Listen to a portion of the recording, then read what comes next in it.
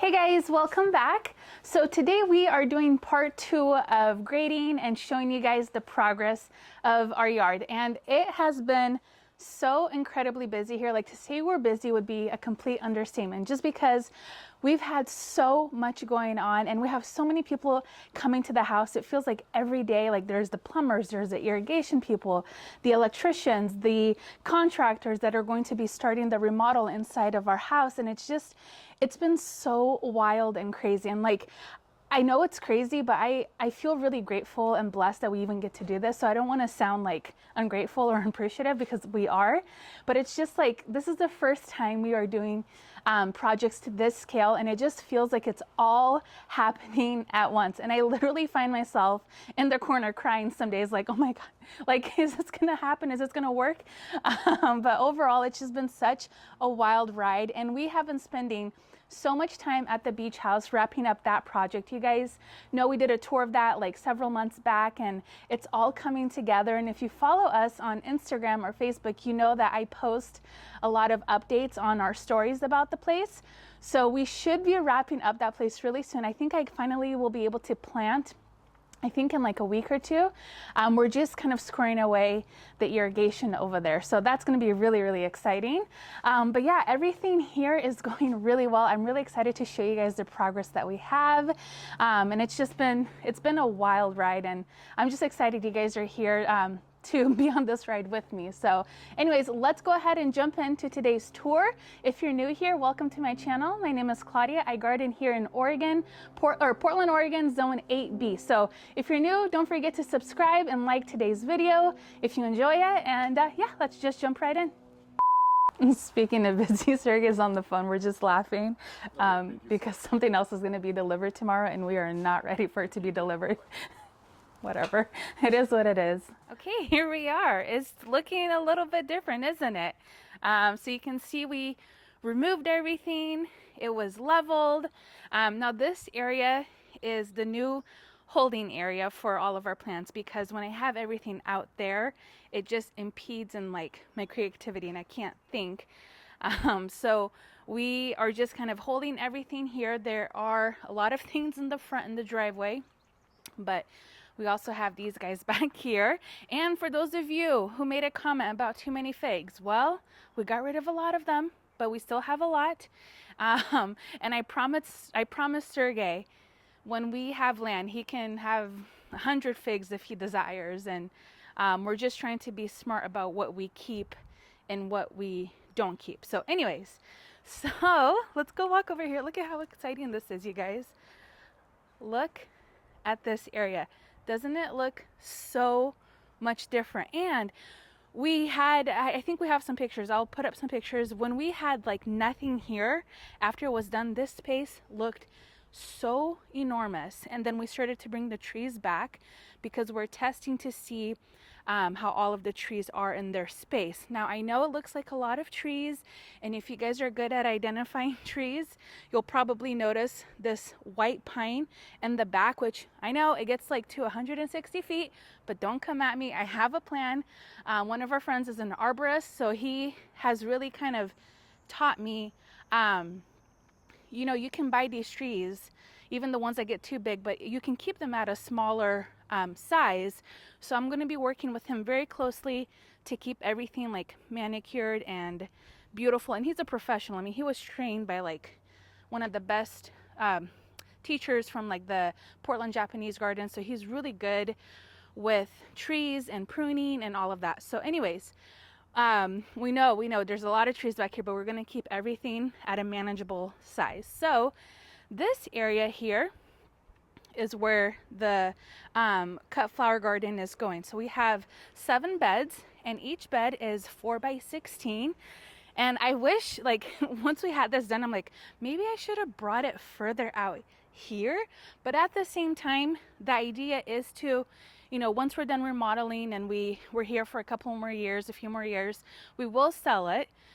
sell this house. So I want it to be like, I want the next owners to have the flexibility of, you know, taking out the raised beds if they don't want them, and, you know, extending the lawn that we're going to be putting over here.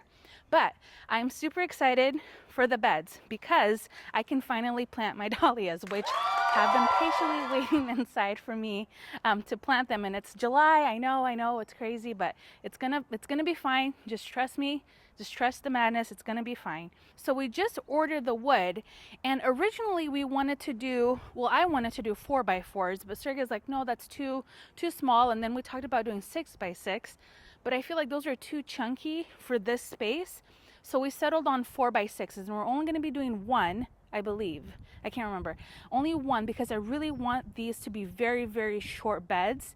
Almost like how they have it like at farms where they just have rows, but I want everything outlined. And then on the path, we're going to be doing gravel or there's another material, I think it's a crushed granite, I think, and Sergey was talking about using that instead. So we'll see. We haven't decided on the pathways yet, but we also have, oh my gosh, I just have so much to tell you guys. I couldn't even know where to start. So this area here doesn't have a bed, and neither does that area. But what we're going to do is probably place some containers. We thought about even doing like a little bench, maybe. We're not sure.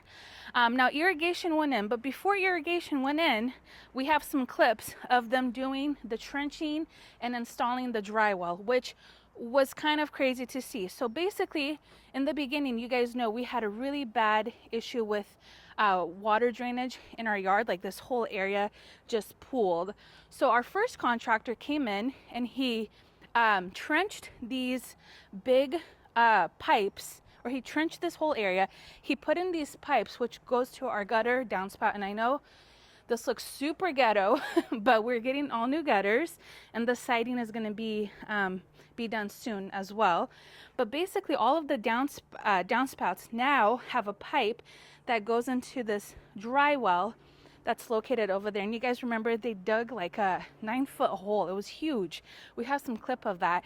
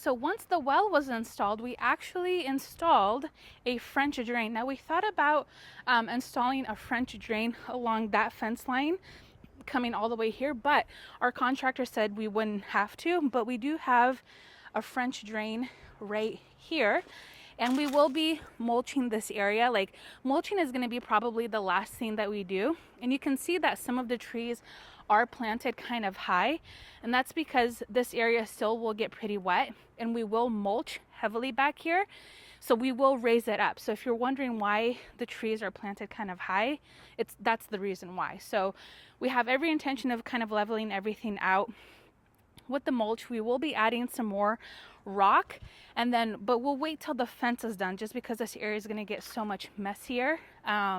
So yeah, but that's what this kind of river rock is.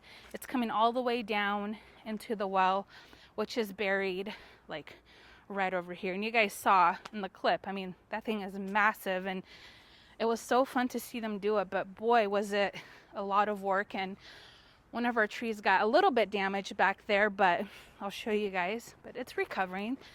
And I just keep telling myself, like, it's okay, like, you know, everything's gonna be fine. Everything always just works out for the best. And you know, you just gotta have faith. You gotta have faith and put it in God's hands, and the rest is history. So anyways, but you can see it did get kind of damaged a little bit there on the trunk, but you know what, we've just been giving it a lot of love and TLC, and it's gonna be okay. So anyways, and when they were taking out the existing pipes, everything was just full of roots from the big trees that we used to have here. So it was no wonder nothing was draining properly. Like, it made complete sense afterwards. So he leveled everything, so we got that all taken care of. And then last weekend we had irrigation installed, so you can see the sprinklers are going to be here, and this area is where we're going to have the new sod. And we're going to be installing tall fescue because we really like that dark color, and we're also going to overseed it because we want it to be really thick. So hopefully that's going to be done this week.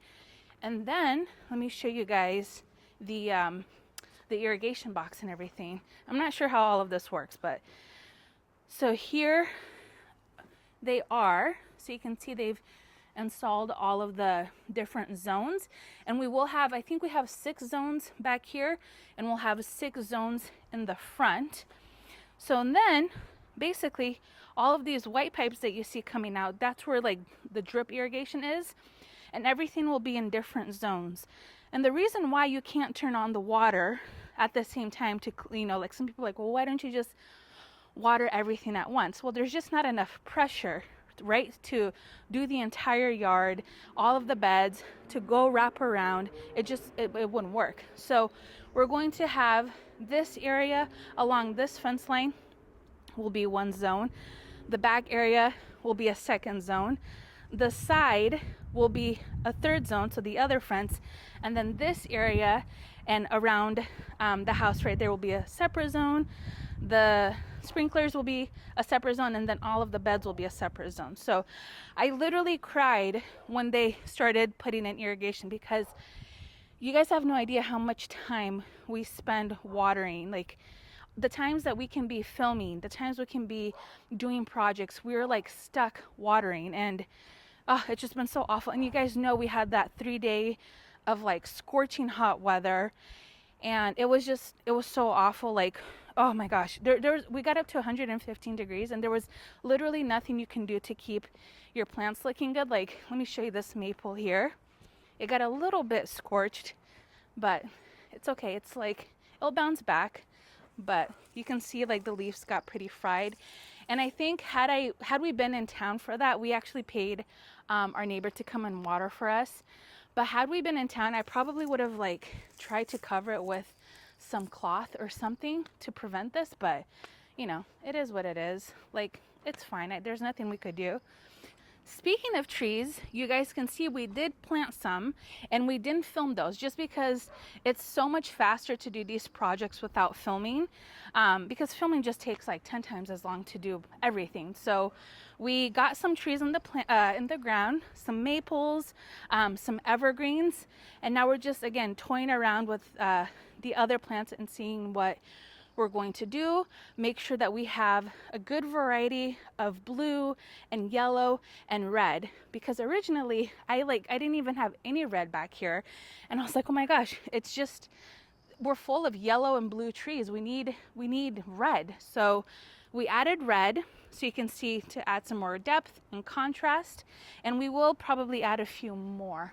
We're not sure yet. Okay, so the side here is probably going to be the last area that we really focus on, but the idea is, again, we're just going to add a stone pathway just coming down and coming right into the garden, and then the grass will start right over here where kind of the sprinklers are on either side. So, and then again, the side is going to be all planted up on this side and also on this side against the fence. Now, I am going to be moving the wood because I think it's pretty dry. I'm going to be working with somebody to build these tables. I'm actually going to take the wood to one of our friends' house because they have 14 acres and they can store it, until I'm ready to start working on it. So we're going to be moving that pretty soon, which will be nice because it'll kind of open up the space. And once we do redo the siding on the house, which is actually coming up hopefully, we'll also be redoing the siding on the shed, just because I want everything to match and look pretty. Sergey thought about doing it himself because he just, he wants to do a project like that, so he might tackle this one.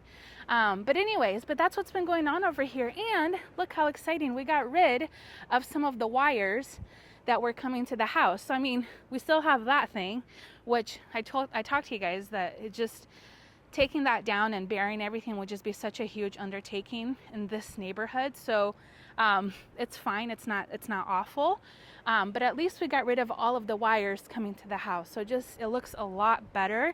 And I think right now, I know it doesn't look like much, but my favorite view of the garden is this right here. I don't know why, but I could just picture all of the flowers growing, the grass, everything planted there, and then it's backed by those big, huge trees and other people's properties. We talked about, we were toying with the idea of maybe converting the deck, and the deck is really big actually, the deck into a greenhouse next year. I don't know how that would work, and I don't even know how much something like that would cost. I don't want to know, but we just thought about it. But I mean, the deck is a great space for us and we do utilize it often, but it'd be so fun to just have a glass greenhouse here. So I don't know, maybe we'll do it next year, who knows. We'll see where our budget is and what everything looks like then. But yeah, this is the space, guys. This is us starting over.